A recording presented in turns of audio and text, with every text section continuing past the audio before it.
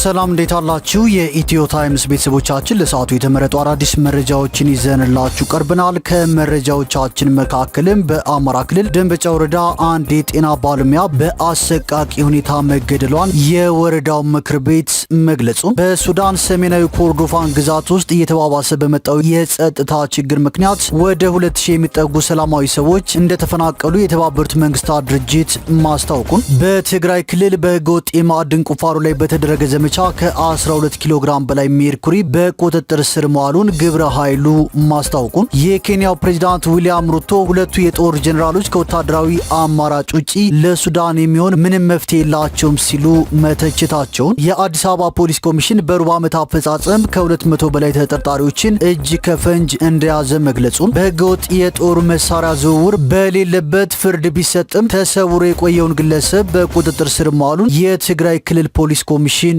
ማስታወቁን፣ በኢትዮጵያ በአጋቾች ታግቶ የቆየው ኬንያዊ ዜጋ 3 ሚሊዮን ሽልንግ ከተከፈለ በኋላ እንደተለቀቀ ፕሬዝዳንት ዊሊያም ሩቶ ማስታወቃቸውን፣ እንዲሁም በሲዳማ ክልል ሐዋሳ ከተማ አስተዳደር ቱላ ክፍለ ከተማ ዶሬ ባፋኖ ተብሎ በሚጠራው አካባቢ በፍጥነት ሲጓዝ የነበረ ሲኖትራክ መንገድ ስቶ በአምልኮ ስርዓት ላይ በነበሩ ሰዎች ላይ በመውደቅ ባስከተለው አደጋ የ6 ሰዎች ህይወት እንዳለፈ የሐዋሳ ከተማ አስተዳደር ፖሊስ መምሪያ አዛዥ ረዳት ኮሚሽነር ግርማ ማቴዎስ መናገራቸውን የሚሉ መረጃዎችን ይዘንላችሁ ቀርበናል። ዝርዝሩን ለማድመጥ ቻናላችንን ሰብስክራይብ በማድረግ የደወል ምልክቷን በመጫንና መረጃውን ለብዙዎች እንዲዳረስ ላይክ በማድረግ እስከ መጨረሻው አብራችሁን ቆዩ።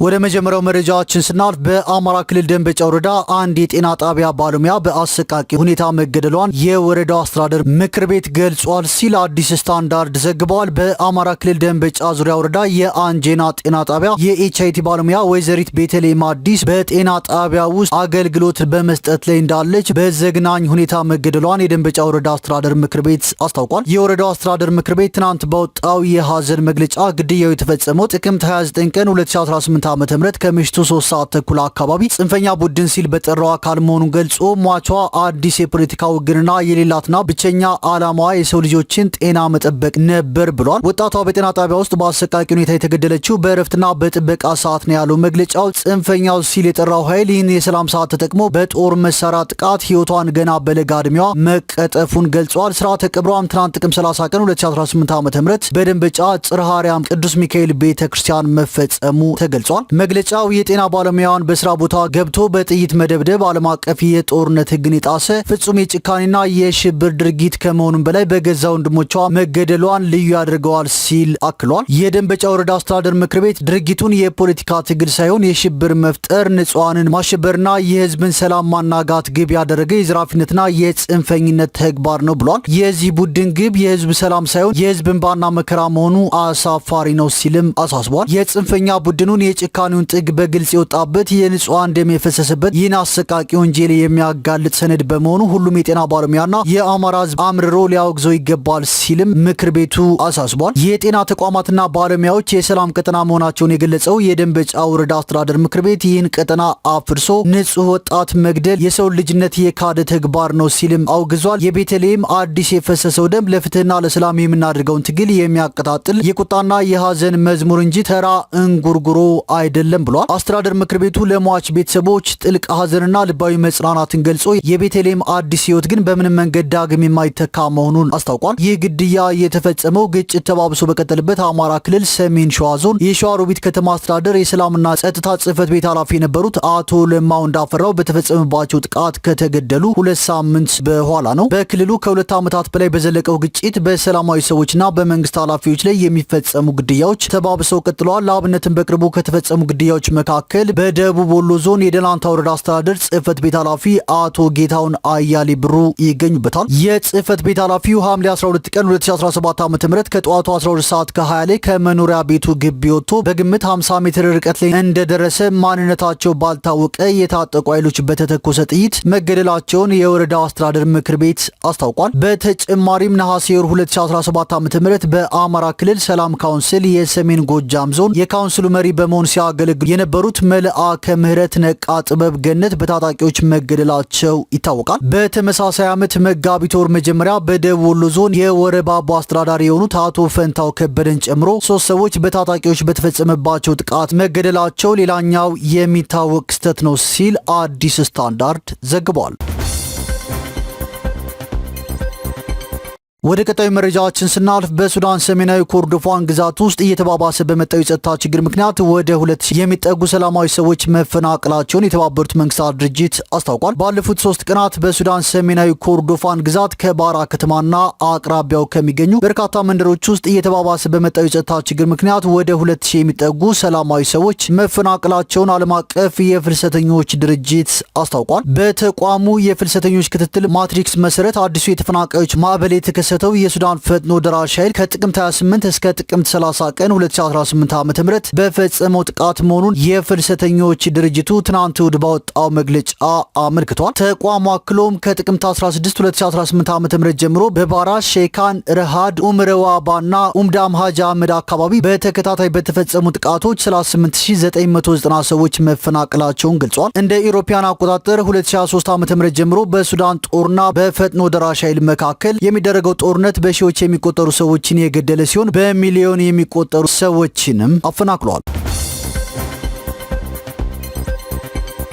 ወደ ቀጣዩ መረጃችን ስናልፍ በትግራይ ክልል በህገወጥ የማዕድን ቁፋሮ ላይ በተደረገ ዘመቻ ከ12 ኪሎ ግራም በላይ ሜርኩሪ በቁጥጥር ስር መዋሉን ግብረ ኃይሉ አስታውቋል። በትግራይ ህገወጥ የማዕድን ቁፋሮ ለመከላከልና ለመዋጋት የተቋቋመው ግብረ ኃይል በክልሉ ባልተፈቀደ የማዕድን ማውጣት ስራ ላይ ሊውል የነበረ ከ12000 ግራም በላይ ሜርኩሪ መያዙን የክልሉ መገናኛ ብዙሃን ዘግቧል። በማዕድን ስራ ላይ አደገኛ ኬሚካሎችን መጠቀም የተከለከለ ይሁን እንጂ በክልሉ ውስጥ ባሉ በርካታ አካባቢዎች የሚገኙ የማዕድን አውጪዎች እነዚህን ኬሚካሎች በግልጽ መጠቀማቸውን ቀጥለዋልም ተብሏል። ግብረ ኃይሉ ስራውን ከጀመረ ወዲህ አደገኛ ኬሚካሎች ተርታ የተመደቡትን ሜርኩሪና ሳያናይድ በቁጥጥር ስር መዋሉ ተጠቁሟል። ግብረ ኃይሉ አክሎም የህግ አሰራሮችንና የቁጥጥር ስልቶችን አፈጻጸም ዝቅተኛነት በመጥቀስ በወረዳዎች የአደረጃጀት መዋቅርና የመስክ ቁጥጥር አቅም ላይ ሰፊ ክፍተቶች መኖራቸውን አመልክቷል። በዚህም የግብረ ኃይሉን ተግባራት ለመገምገም፣ ግኝቶችን ለመፈተሽና ቀጣይ እርምጃዎችን ለመዘርዘር በአክሱም ከተማ ስብሰባ በመካሄድ ላይ ይገኛል። በስብሰባውም የትግራይ ክልል ጊዜያዊ አስተዳደር ምክትል ፕሬዝዳንት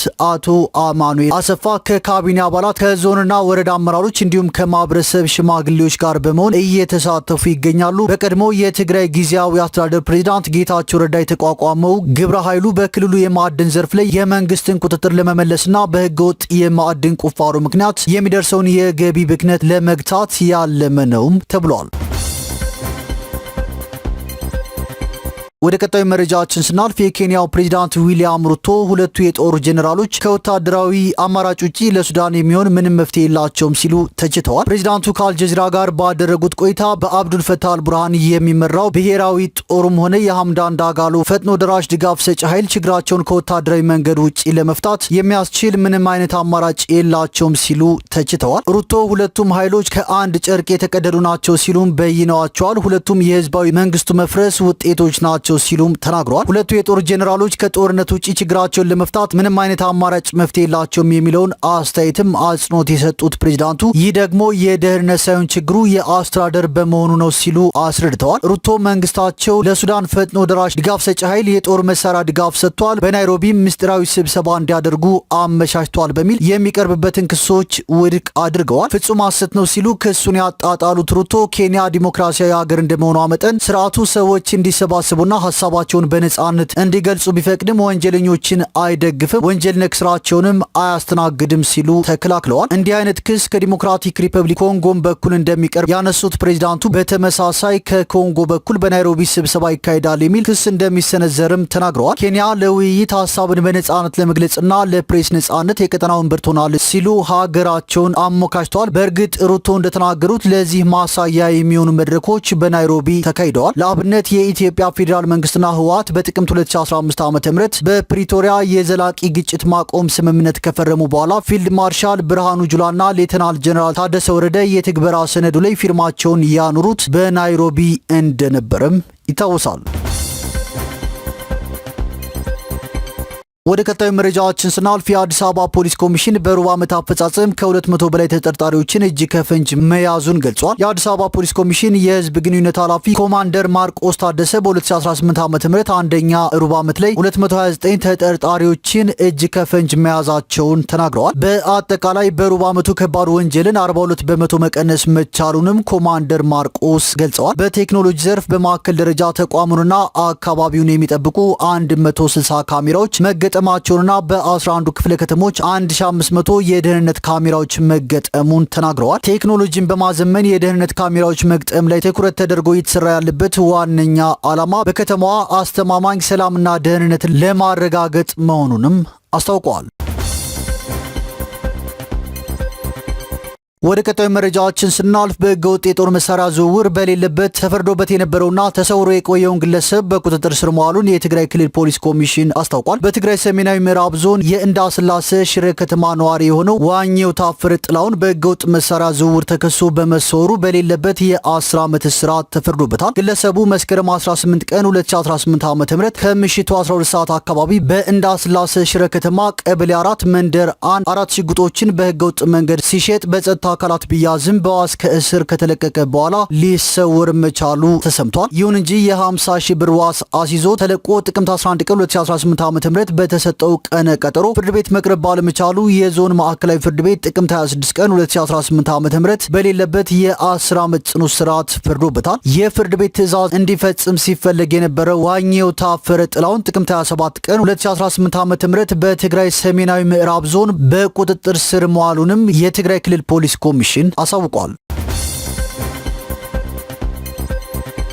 ወደ ቀጣዩ መረጃዎችን ስናልፍ በኢትዮጵያ በአጋቾች ታግቶ የቆየው ኬንያዊ ዜጋ 3 ሚሊዮን ሽልንግ ከተከፈለ በኋላ መለቀቁን ፕሬዚዳንት ዊሊያም ሩቶ አስታውቋል። የኬንያው ፕሬዚዳንት ዊሊያም ሩቶ ከኢትዮጵያ መንግስት ጋር በመተባበርና በአዲስ አበባ ያሉት አምባሳደራቸው ባደረጉት ጥረት 3 ሚሊዮን የኬንያ ሽልንግ ለአጋቾች ከተከፈለ በኋላ ሳሙኤል ኒጃጌ የተባለው ዜጋቸው መለቀቁን ገልጸዋል። ሳሙኤል ከሳምንታት በፊት በደብረ ብርሃን ከተማ ተቀጥሮ ከሚሰራበት ድርጅት ታግቶ የተወሰደ ሲሆን የኬንያ ኤምባሲ ለኢትዮጵያ መንግስት ጉዳዩን ካሳወቀ በኋላ ድርድሮች መደረጋቸው ተዘግቧል። ዊሊያም ሩቶ 3 ሚሊዮን የኬንያ ሽሊንግ በአጋቾች መጠየቁን ገልጸው ሳሙኤል ይሰራበት የነበረው ድርጅት ክፍያውን መክፈሉን ገልጸዋል። ሳሙኤል ከተለቀቀ በኋላ አዲስ አበባ በሚገኘው የኬንያ ኤምባሲ መቆየቱንና ወደ ኬንያ ሄዶ ከቤተሰቦቹ ጋር መቀላቀሉ ሲነገር ዊሊያም ሩቶ ዜጎች የሚሰሩባቸው የውጭ ሀገር ድርጅቶች እንደ ሳሙኤል ሁሉ ከታወቀ መንግስት አስፈላጊውን ድጋፍ እንደሚያደርግም ገልጸዋል።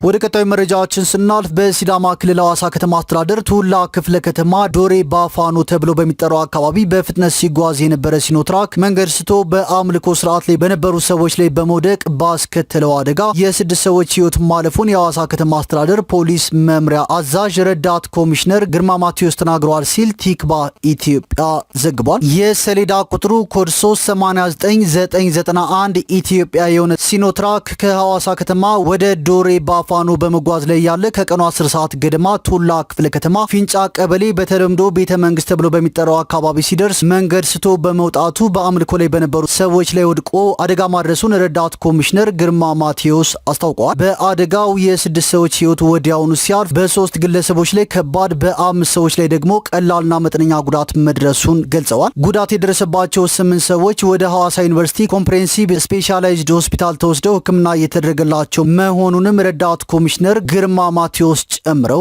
ተናግረዋል።